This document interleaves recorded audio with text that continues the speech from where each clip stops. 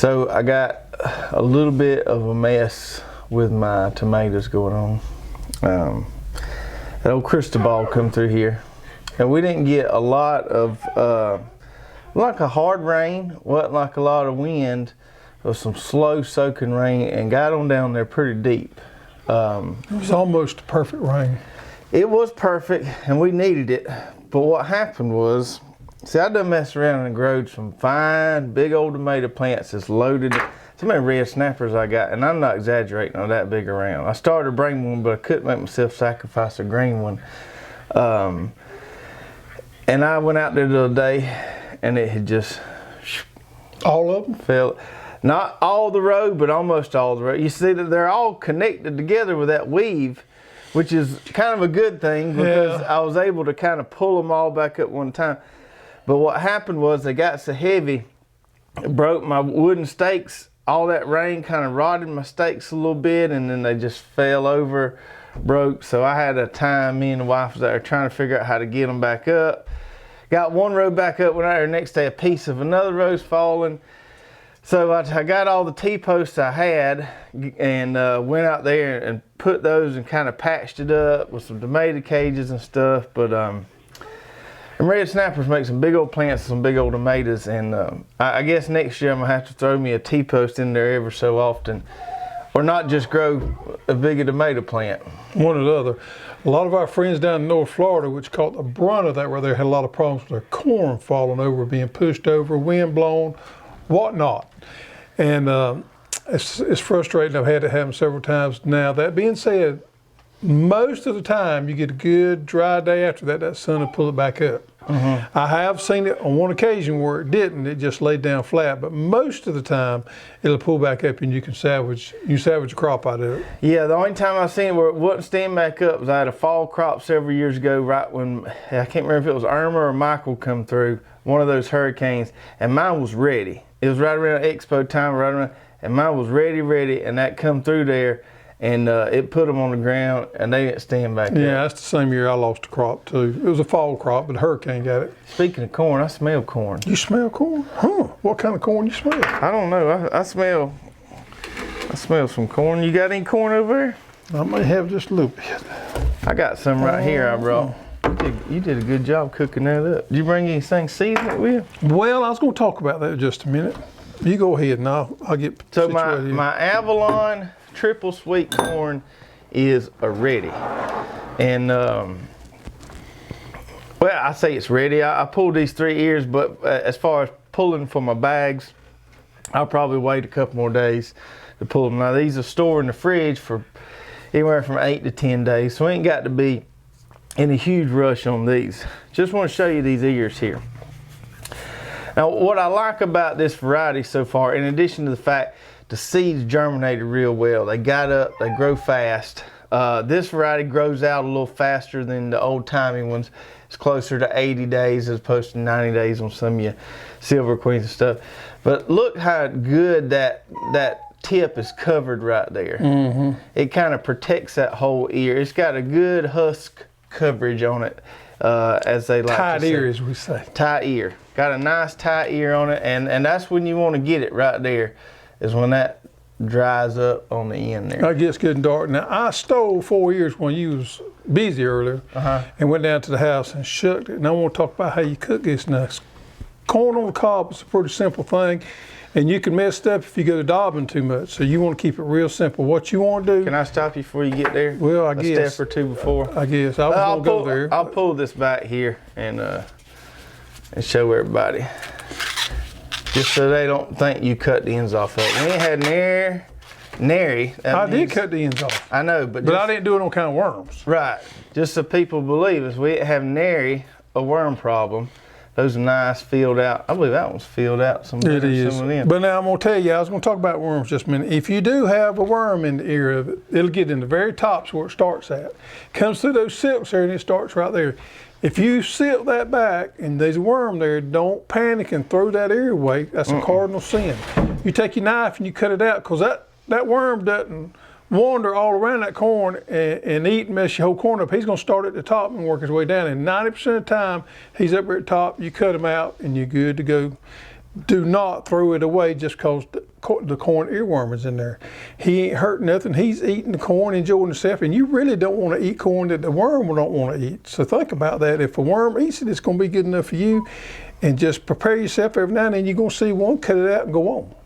Now, I did spray these with spinosad one time. I was due to spray them again until we got about 3 or 4 days of rain in a row. I don't know if I'll spray them again. It doesn't look like I'm going to have any problems. I always like to do it at least one time just for kind of insurance purposes. As far as getting from this to that, we'll talk about this. So we got these. We just got these back on the site. These are corn silken brushes. And I'll tell you what, these things ain't as easy to find as they used to be back in the day. You used to find them at your local hardware stores. They ain't as easy to find. This is a good made in USA silken brush, nice soft bristles on it. And we just got those back on the site for those of you that's getting ready to put up some corn. And there's not an easy way of silking corn. You just manually got to take that brush here and work it over. And you just want to be light with it. You don't want to poke all. So you got to have a corn silking brush. Now let's move on to the eating part of it, because that's my favorite part. All right. It's easy to mess up corn, and you don't want to overdo it. What you want to do is when you get it silked, you wash, of course, and just boil it in plain water.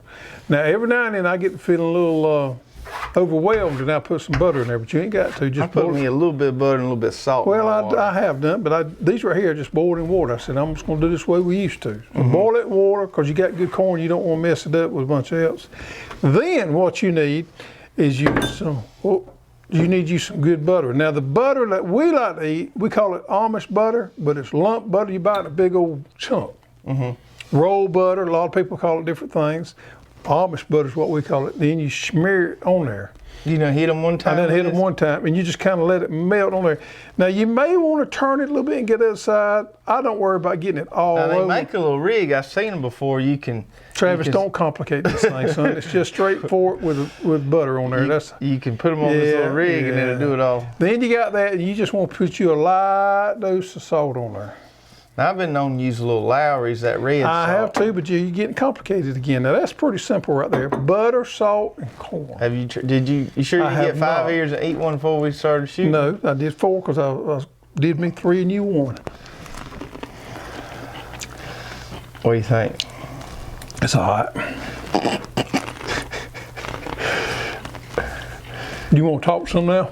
What? Do you want to talk some now? No, are you just wanting to? I'm just going. You just gonna talk? Okay. I'll let you get a good ear under your belt before you can give an honest opinion. Okay. Okay. A few things I did want to mention. So, a good friend of ours, I won't say his name, but he knows who he is from Cordell. A few weeks ago, come by and brought us a bag of blueberries a piece, and I had about forgot about him. And I'm glad I didn't. Got my wife earlier this week. He's actually lives at Lake Blackshear, which is close. Close. He got a Crisp County tag, so I just say Cordell. But he left us that bag of blueberries, and I got my wife earlier this week to make some blueberry cobbler. And you talking about good? I meant to bring some of it. We could have dessert, but I forgot. We made us a couple of blueberry pies. Blueberry pies. They were some fine blueberries. They were. My blueberry bushes ain't made real well because I don't take a whole lot of care of them, but they hadn't done as well in the last few years. But I do enjoy the fresh blueberries. Couple other things. This T-shirt, I know everybody's going to be asking about. Everybody's been wanting one of these. So they just made one of them? They just made one of these, and they said that's all they could make. I'm just kidding. This was a sample I got to make sure it was going to wear good, fit good, and I just ordered several hundred, all different sizes. So we'll have small up to XX. Big boy. Yeah. So I wear extra large. He tried it on. It fit him, but it's not really his. A lot of muscle mass. Yeah. A lot of muscle mass here. So he's wearing a XX, or will be wearing a XX. So these should be here. I think my estimated delivery date is around the 25th of June or so, and we'll try to get those on the site as soon as we get them here. It's got the Hulsa logo there right on the back top, and this is it. Nice. It's a real soft. Fits real good. Nice shirt. So we'll have those. Everybody's been looking for those. The color will be a little lighter blue than this one. This is just a sample they sent me. So the actual color will be closer to kind of that blue right there. Oh, really? Yeah. Should have brought me a napkin. What'd you think so far? It's all right. And folks that don't like us eating on the show sure ain't gonna like hearing Well, I'm gonna try on that corn. I know, and I was trying to get through with that. Go ahead. Okay. A few more things. Our sweeps. We got a little change coming up with our sweeps with the wheel hoe. Now, a lot of people like those sweeps. The only limitation those sweeps have had in the past is you have some real tough ground or some real thick grassy weeds. It could grab hold of that blade and twist it a little bit. So what we did is we made them thicker, and there's really no downside to that. As I say, I tested the prototypes the other day. They're a good bit thicker than what they were, and I think everybody's gonna go crazy over these new sweeps. Yeah, and if you bend these, I ain't saying they can't be bent, but if you bend these, you're a big old boy. You're a big old boy. Yep. So they're a lot stronger on those.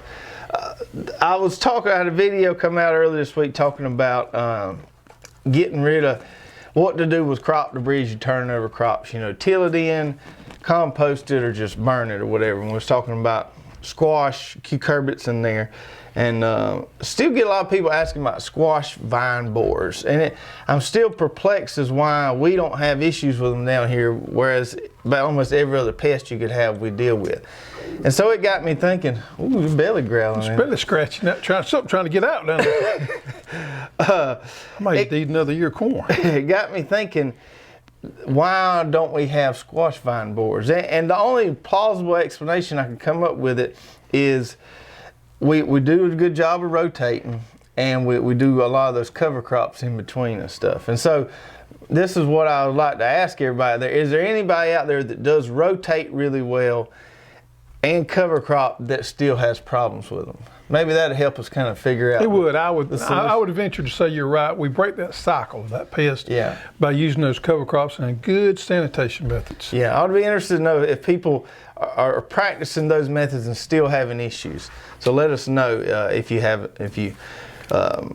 how that's working for you. What else here?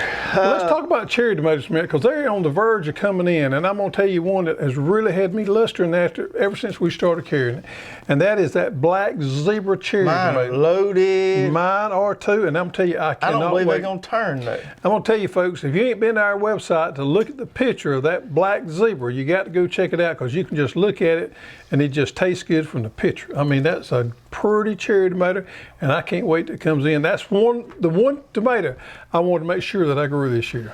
I didn't bring any, but I've been picking sun golds. I got sun golds coming in. Those sweeties, I got them coming in. Them black cherries, mine are loaded. The plants, they didn't take off initially like those sweeties did, but it took them a little longer and they caught up. And I'm just waiting on them to turn a little bit, and I'm gonna give them a try. Nothing better than a garden snack on them cherry tomatoes. Speaking of tomatoes, now don't judge me on this one. This was one that was on the bottom, so it's a little boogered up right on top. It was on the bottom of the plant, but this is a Chef's Choice orange. It's supposed to be really, really good tasting, so I figured we'd give it a little try there. You want to slice us a piece off the bottom? Well, I can. I don't know what color on those, because I ain't never grown them before, is ripe. I'd say it needs to get just a little bit more, would be my guess. You want some salt on it? I'm gonna just try it just like it is. The texture, it feels like it's ripe. You know, the little taste test we did last year on tomatoes, we found out that the orange ones did better on the flavor profile than any of them. That's pretty dang good right there. A bit my lip. Trying to eat my lip and all. I got a little carried away. That was good. You gonna be able to continue when you get somebody from the bullpen? I don't know. Well, this is tearing me up today, this corn and tomatoes. That's a good tomato right there. Yeah. Just so y'all can see the inside of it. Nice and meaty.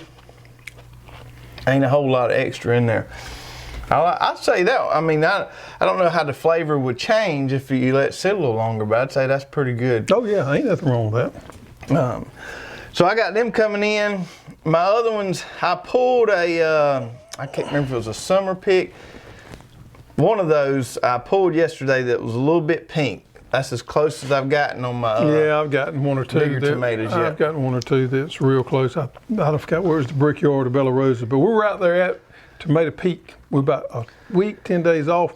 Same way with my corn. My corn's about 10 days behind yours, which is going to work out perfect. So when yours is gone, I'll have some to share with everybody. That's right.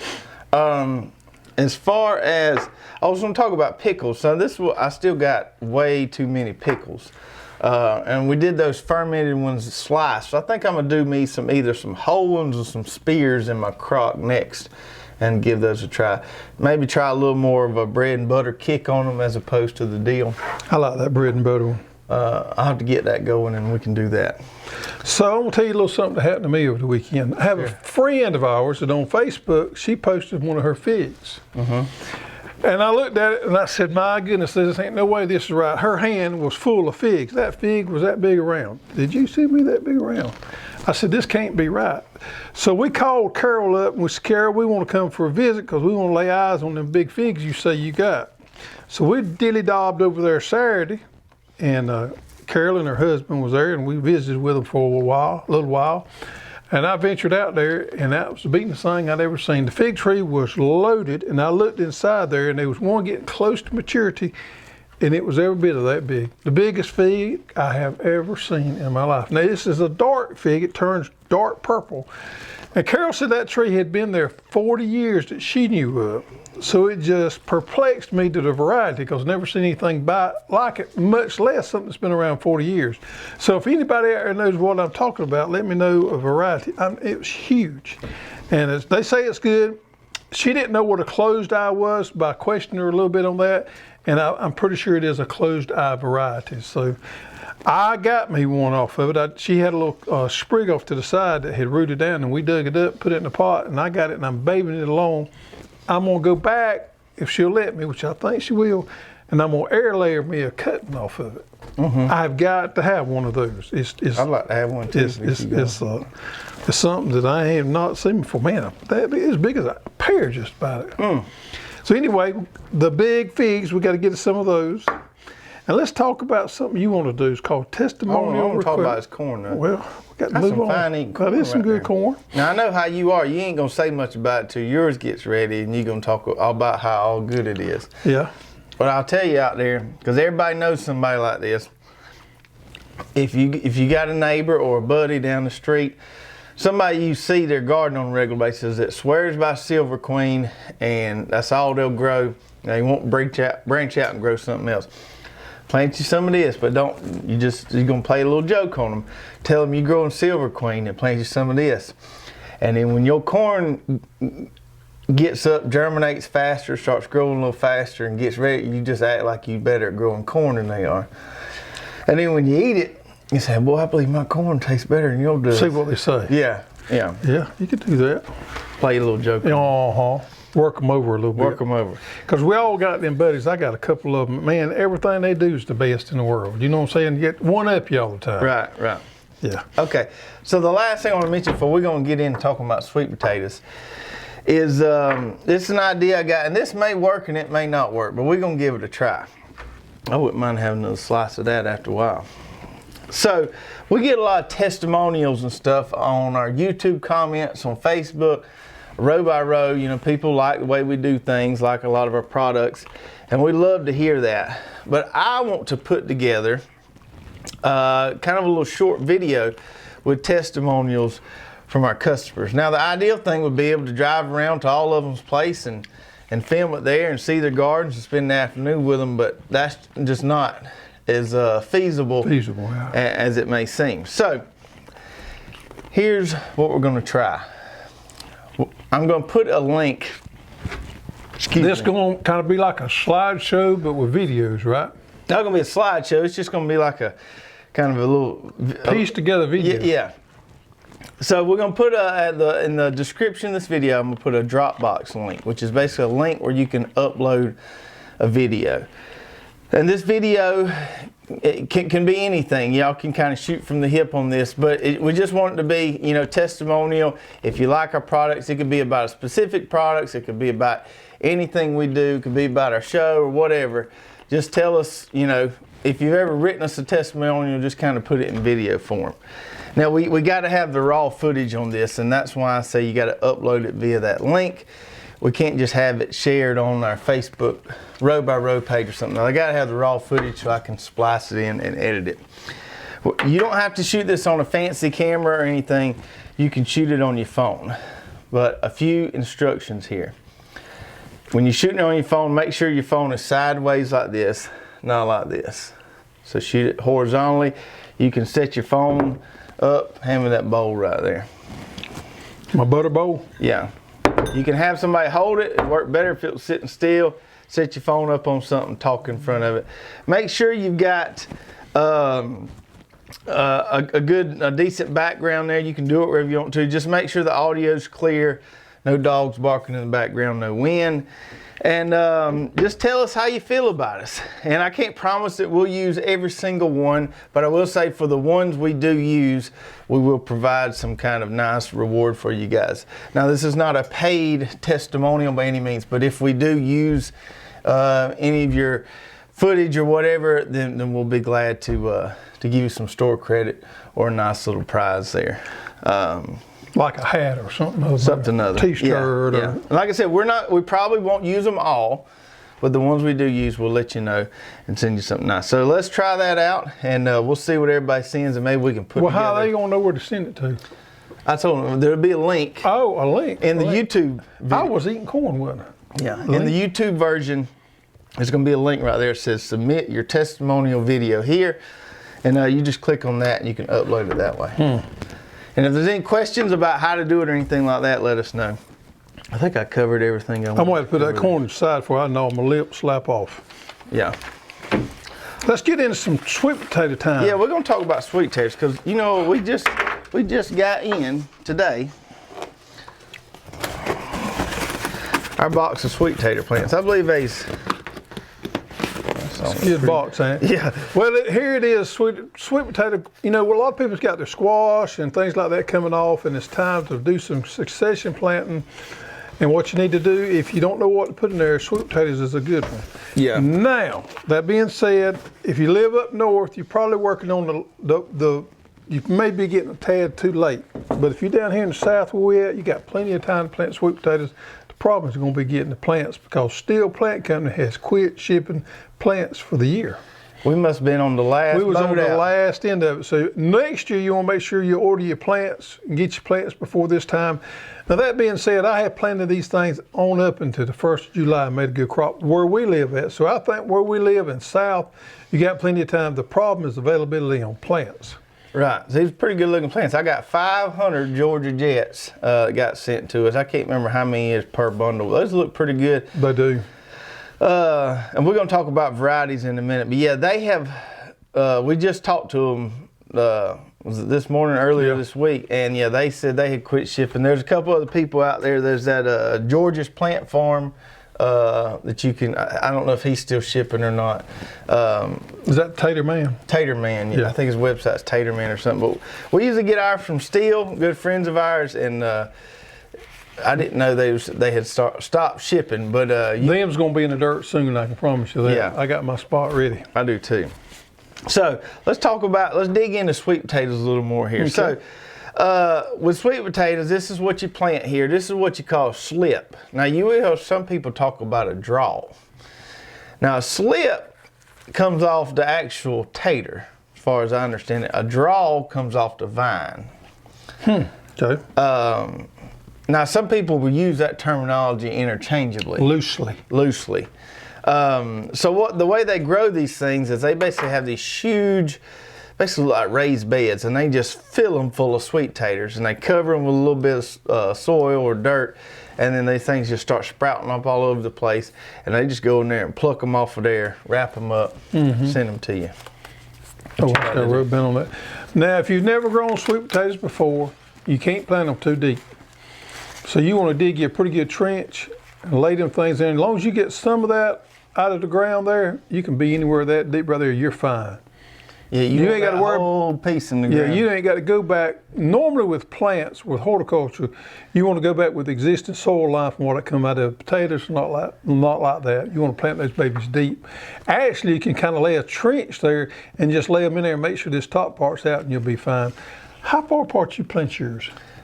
I was going to say, right, if you look right there, you can see roots coming up a good ways up on there. Yeah, they will.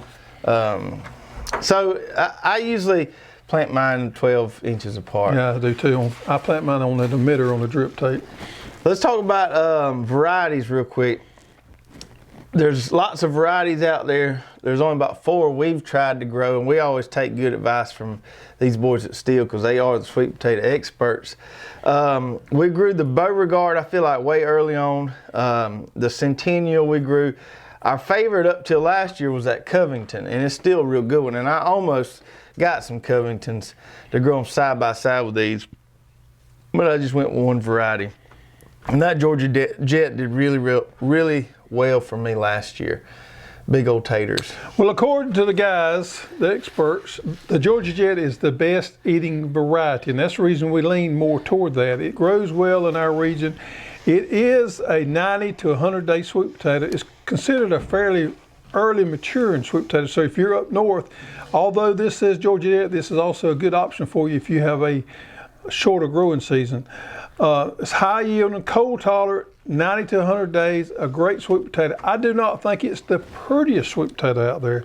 It's supposed to have the highest sugar content, but if you're looking for growing a pretty sweet potato that's perfect, I don't know if Georgia Jet would be the one I'd pick for that. I would get more number ones out off that Covington than I would the Georgia Jets. Yep. But eating wise and making some big old nice sweet potatoes, can't go wrong with that one. Let's talk a little bit more about planting now. And there's some interesting things here I learned doing a little more research on this that I haven't done that maybe I may try this year. Now we all know that sweet potatoes, they're gonna do better in some tilled, well-drained soil. You don't want to plant them in no rocky, hard stuff. They're gonna like any crop, potatoes or Irish potatoes or sweet potatoes. They're gonna like some nice, fluffy, well-drained soil. Yes, they do. From what I found, the best pHs, and this is pretty tight range. It probably should go from 5.5 to 6, but I read that 5.8 to 6, but probably anywhere from 5.5 to 6, maybe a little over 6 should be fine. On your rows on these, you could put your rows pretty close together, 3 to 3.5 foot apart on the rows. I usually go 3 feet apart. Yeah, and they're going to cover in, so those middles are going to be covered with potato vines. So as soon as they cover in, it's going to take care of the majority of your weed problem there. Now, if you are prone to nematodes with your sweet potatoes, the Beauregard is considered a nematode-resistant variety. Oh, really? Yeah, so you could plant that one there. And the Beauregard is a highly regarded variety. It is also considered a early maturing one, so people up north may want to consider the Beauregard. It's nematode resistant, so that'd be a good one to pick if you're up there. If you're wanting to grow the perfect potato, the Covington would be the way to go, I say. Plant them deep, as we talked about. A few more things about planting there. A lot of websites recommend bedding up your rows, and I've never done that. I've always planted mine on the flat. Now, last year I did have a little issue because I just let mine go, and when it got time to pick them, it was hard to tell where my rows were. So I'm thinking about making me a little elevated bed to put mine on and just trying that this year. I'm planting on the flat like I always do in a heel tool. Tool? Nearly cover them up and keep them going. That's another way to do it. Yeah, that's the best way for me. And you'll hear some of the old timers are talking about pin potatoes. That's P-I-N. They talk pin taters. Yeah. Pin taters is where that vine runs off out there and pins down and it'll put a potato out there. Those normally are smaller, but if you have a real good crop, you'll make it a decent amount of pin taters. Yeah. So you can bed them up, especially if you live in somewhere that does your garden doesn't drain real well. You probably I've heard read stuff. They said make a bed up to 8 inches tall. Pretty tall. I heel my potatoes now. I heel them regularly. Plant spacing. Most experts recommend anywhere from 10 to 16 inches. 12 works perfect for our drip tape. Yep. Like you said, you want to plant them deep because the roots will pop out all along here. What'd you do with that plant you had earlier? Now I'll show you, and I did a little bit of this last year and it worked okay. I saw a fellow on Facebook do this, a market farmer, I think he's up around Kentucky somewhere. Instead of planting them like this, what he did is he laid them down in there It takes a little longer to do it, and you got to be careful. You lay them down in a furrow and let that top there stick out, and he got a bigger bunch off that main portion right there. That's the way I do it. So you can do it that way. When you plant these things, and I made this mistake a little bit last year, don't plant them in the heat of the day. Plant them late in the evening. Twofold. You don't want to get too hot out there planting your taters. That bear gets you. That bear gets you. Wait till it cools off a little bit. Get out there and get your whole family there. Make it a family affair. Yeah. So y'all, we got something fun to do this afternoon. We plant sweet potatoes, and they'll be rushing out there to help you. I promise you. Yeah, if you plant them in the middle of the day, it's about like planting cabbage in late September. You can't get water on them fast as you can plant them. Yeah. And so you'll lose some out there. So plant them late in the evening so you can get some water on them. They ain't gonna get too scorched. These things that take off start growing pretty quick, but you don't want to just let them be cooking out there in the middle of the day. And the sooner, when you get your plants in, the sooner you can get them planted, the better off you are. You can take these, and we might, depending on, I don't know if mine's gonna dry up in the next 1 to 2 days, but you can take this whole bundle here, or you can unwrap it and you can put it in a little bit of water if you're gonna be out a couple days, and that'll keep them nice and fresh. What would you say about drip tape? Now, my thinking on sweet potatoes and drip tapes is almost a necessity. Well, I have not done drip tape on sweet potatoes or any kind of tater in the last several years because I am prone to overwater, and they'll start rotting on me. The issue has to be whether it turns off extremely dry. Now, if we have a normal year and we get plenty of rain, these things are fairly drought tolerant and they'll make a pretty good crop. But if you get one of those years where it turns off really dry, it's a great insurance policy to put that drip on. It is. That's the reason I'm going to use the drip. And I'm going to use it this year for this reason. I overhead watered my patch last year, and it worked fine with that tripod sprinkler. I can do that. Where my plot, where my sweet potatoes are going this year, is it's not in its own plot. It's in the middle of a plot where I've got stuff on both sides that I don't want to overhead water. I got some squash on one side, maters on the other. Don't want to overhead water those things. So if I couldn't get in there with an overhead sprinkler without just wetting everything, so I am going to use drip on mine for that reason, because I've got them kind of pinched in one of my garden plots. So you can do it either way. They don't really take a whole lot of water. If there's going to be something you're going to plant that you're going to try to skim by without the drip, sweet potatoes would probably be it. Yeah. Let's talk about fertility needs. And there's a few different sources out there that I cited here just to kind of give everybody a difference in opinion. Now, personally with me, I have made a better sweet potato crop when I don't mess with them. Mm-hmm. And on mine, where I'm planting mine this year. When I keep this in mind, you're following up behind a crop that was fertilized fairly heavy where it was planted at. So you got some carryover there with your nutrients. You can pretty much assure yourself of that. I'm following mine where onions were. Right. So you got a pretty good load of phosphorus and potassium already. Yeah. And not to mention, I come in there and put in a heap of that compost, tilled it in nice, and I did that about 3 weeks ago or so. So some of that ought to start be converting over. Yes. Pretty soon. Anyway, let's go through these three sources. So I looked at what George's Plant Farm, the Tater Man, says. I looked at what Steele's website said, and I looked at UGA's got a really good article out there about commercial sweet potato growing. I looked at all three of those sources, just kind of compare them. So George's Plant Farm says pre-plant to go in there and till in 3 pounds of 888. Any complete fertilizer would work. You could do the math. It could be 10, 10, 10. You could soil drench some 20, 20, 20, whatever. Per 25-foot row, 3 pounds of 888. Now, I would not soil drench or your water soluble on that. I didn't mean soil drench, but you could put it through your drip. Yeah. If you was using drip. And then 30 days after planting, they recommend coming in there and side dressing again with 3 pounds of 888. And 10, 10, 10 or whatever, yeah. Yeah, and that's not a whole lot of fertilizer. No. Considering you just doing it pre-plant and 3 weeks after. Now, Steele Plant Farm and UGA kind of have the same thought process on this, and they're going with a low nitrogen, really high phosphorus and potassium fertilizer. So Steele recommends something like a 8-20-30. I don't really know where to get an 8, 20, 30. Now, the problem is going to be sourcing some of these fertilizers. We don't carry anything of those analyses, and it's going to be really tough now. However, there is a standard fertilizer that used to be used for corn that was a 5, 10, 15 that you can probably find at some of your feed and seed stores that would work in that same proportionate of analysis. 5% nitrogen, 10% phosphorus, and 15% potassium. That would be a good fertilizer to use for your sweet potatoes.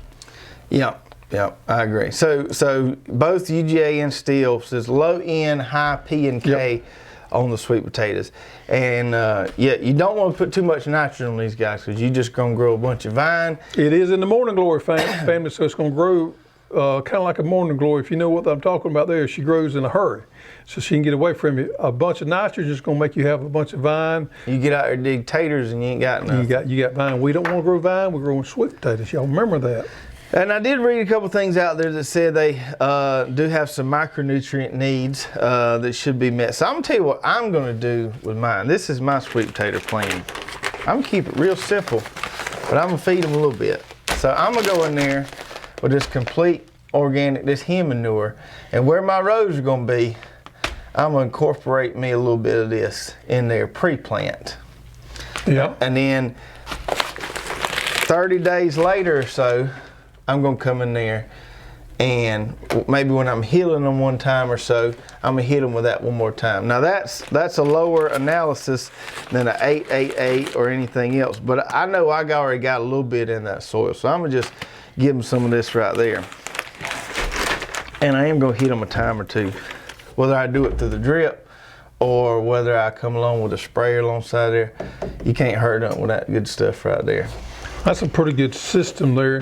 The only thing I would add to that is you could probably, you said how pre-plant you going to do that? How much before you plant them? Oh, the complete. I'm going to till mine one more time before I plant. So I'll probably put my stakes up so I know where my rows are going to be, and I'll just scatter me a line along, scatter me some along that line. I'll till the whole plot and I'll plant. And that's what I would do because I didn't think far enough in advance. I've got my spot ready, but I ain't got it laid off. It's not going to take me long to do it. But that product there, you can put it out as much as a week to 10 days, incorporate it in before you plant and be fine. That's an organic product, and it takes a little bit for it to break down and start being used. So you got a little bit of a window there. You can use that ahead of time. In a week to 10 days, it works perfect. Yeah. And now, if you can't, if you like us and you didn't think about it and you're doing it right before the plant, that's fine too. Yeah, till it in, it'll work real good. Yep. What else we got here? Pests on sweet potatoes. Now, some people will claim they have stuff eating on the leaves and stuff like that. And even if I have something eating on my sweet potato leaves, I usually don't worry about it a whole lot. Sweet potatoes are kind of like okra. You know, they grow real well in the heat and they don't have a whole lot of pest issues. I don't remember ever having any problems. And I don't ever go out and intentionally spray my sweet potatoes. Now, if I've mixed up 4 gallons and I got a little bit left, that's when I go out, I'll spray the rest of it on them. Yeah, but now sweet potatoes is one of those crops you want to make sure you got a good rotation on. Yeah, now I don't know that I've ever had scurf. Scurf? I felt like I may have had it time. Oh, you talking about sweet potatoes? Yeah. Squirf? Oh. What kind of scurf you talking about? I've had squirf and I ate too much of that sweet corn before. Squirf. But you need to make sure you can do a good rotation. Probably, hold on a minute. So everybody says that a good 3 to 5 year rotation. A good 3 to 5 year rotation is ideal on sweet potatoes because they do carry some disease. Now, don't get carried away and think that sweet potatoes and iced potatoes are in the same family. You can follow up with sweet potatoes behind iced potatoes because they're in a different family. So that is an okay rotation. You just don't want to plant your sweet potatoes where you had them at last year or the year before or maybe the year before that. Right, yeah. Or you'll get a scurf. My buddy Ken up in North Carolina, he just got through harvesting his Irish potatoes and was asking me what he could plant. I was telling him sweet potatoes is a good bet to come in there behind it with. Yep. All right, if anybody has any questions or anything to add about sweet potatoes, we'd love to hear about it in the comments below. If you got any tricks up your sleeve that make you grow a nice bumper crop, let us know about it. Let's get into some questions from last week's show, And if we answer your question on the show, send us an email to cussserve@hallstools.com. We'll send you a nice little prize. Yep. Question number 1 comes from Tom Jones. Tom says, this may lock your brain up, but I've been wondering, how does a seed down in the ground know up from down? This is a good question. It did lock up my brain for a minute. I had to go way back deep in memory banks because I remember learning this in botany class way back in undergrad, which would been in the early 2000s. But so, see how to explain this. But there's kind of 2 processes that control seed orientation or seedling orientation and then plant orientation. One is called geotaxis, and that means orienting themselves based on gravitational force. Yep, that would have been my answer, by the way. The other one is phototaxis, which is orienting towards light or based on light. So early on, when that seed is just germinating, everything's underground, the orientation or the direction of growth is controlled by this geotaxis process.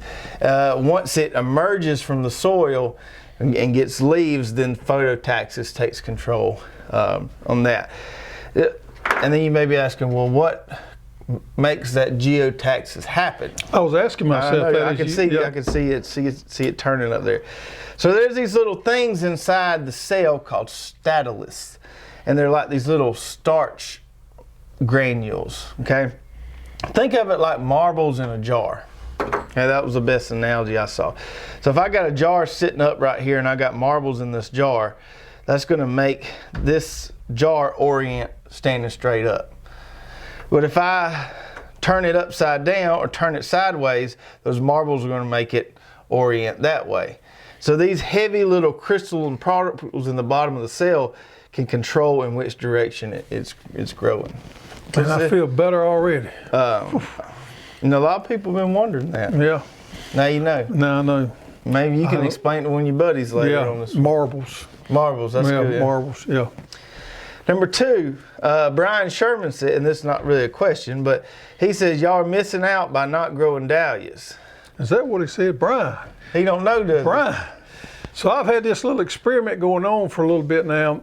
Dahlias are very interesting. It's a great cut flower. It probably produces, to me, one of the most vibrant, beautiful flowers that there are out there. But they are tough to grow. Back a long time ago in my earlier life, we was in the landscaping business and we kind of specialized in color. That was kind of our thing. And we used to do a lot of work for banks and commercial corporate buildings, and they would hire us to come there and do color for them. And we've done some dahlias back in the day, and I knew and I know enough about dahlias that they can be tricky. They're hard to grow. We've been successful with them before when we've had our failures with them. So my greenhouse, the plastic on it got destroyed back last year with the hurricane. So I did not replace the plastic, and I ordered me some shade cloth to go in there. And I ordered a 40% shade cloth, and this is what I said I'm gonna do. I found a source for some dahlia seeds. So I ordered me some dahlia seeds, and I'm running a test to see how well this thing works out. And I planted my dahlia seeds in 162s, got them up, and I've transplanted them and got them inside that hoop house with that 40-degree shade cloth on them, and I got them on drip too. And I'm babying them things along. Now, most of the time, people want to buy dahlias by bulb, and dahlias can be very expensive that way. What I want to do, if this all works out, is be able to offer a dahlia seed and give people a program so they can grow their own dahlias from seed and be successful with it without breaking the bank. Because those dahlia tubers are expensive. You have to dig them up in the season, save them, overwinter them. And here in the South, they just don't do that well. So to answer your question, we are doing a large experiment on dahlias. And I'm interested to see how it comes out. They I think don't like the real hot weather. Gotta have some shade. They do not. Their fertility requirements are really finicky. But the biggest thing is moisture. You cannot let a dahlia stress at all or you're in for some trouble. Zinnias, sunflowers, you can stress those babies, you don't have any problem, but you cannot stress a dahlia. You got to keep that drip on them. It will die. Good to know. Yep. All right. Next one's from old Kobe Stowers. Kobe asked, do y'all have a company you could recommend for getting things like bare root strawberries, grapevines, and such? Yeah, I got a couple here. As far as the such goes, If you're looking for fruit trees or anything like that, bare root, our buddies over at Stark Brothers got a real good selection. They specialize in apples, but they have all different kind of stuff, plums, peaches, all kind of good stuff. And I think, did they get away from bare root? They're doing potted stuff now, though. They're doing a lot of potted stuff. They've made a little bit of a transition. The potted stuff just survives so much better. Bare roots, especially on perennials, can be troubles. As far as grapevines and where I got my blackberries, a lot of stuff that does really well in the southern states. There's a company online called Isons, ISONS, and man, they got some good stuff. I got my bare root blackberries from them. They did great. I think I planted. Yeah, I don't know the folks personally, but they've got a good website, pretty good customer service. I'd highly recommend them. They are the muscadine people, by the way. They're known to be muscadine breeders. So they got more information on their website about muscadines than anybody else. And they got about 8 or 9 different varieties of those thornless blackberries. Like I said, the ones I got, I think I ordered 30 or so plants. One of them didn't make it, and that's pretty good success rate. So Isons or Stark Brothers, check out both of those. Would highly recommend both. Number 4 is from Randy Lawless. He says, quick question, how long does it typically take sunflowers to germinate and grow into a full-size plant? They live in Texas in zone 8A, got some seeds from us and thinking about planting them near their zinnias. On the pro cuts, you're looking at 8 to 9 weeks from seed to harvest, 50 to 60 days, somewhere there. Heat makes a little bit of difference. So planting early in the spring, if we have a cool spring, may take you a day or two longer. Plant them in the summertime when you got plenty of heat, 50, 60 days, easy. Sunflowers are almost considered to be a cover crop because they grow so quick they can, shade out some of those weeds. So great filler in there if you got something you need to plant in. And of course, they're beautiful. I would say irrigation also is going to make a big difference on how soon they flower. Those pro cuts, if you just planting them out there, letting them go, they'll come off a lot quicker. You keep the water to the sunflowers, they'll keep growing until they flower a little more. What's happening is that plant is stressing and it's saying itself, look here, I ain't gonna make it much longer. I better put on a seed head so we can reproduce. So it throws that seed head on there. If you don't, and this sounds like it's maybe backwards, but if you don't stress that plant, it's gonna grow taller and it's gonna take a little bit longer to put on a lot denser, nicer seed head. That's why I got my giants for my competition. I got them on drip and been babying them along. There's somebody on the Road by Road group posted a picture. They had a sunflower stalk. Was that big around? I think it was Gary. No, I think this guy's name was Brian. Was it Brian?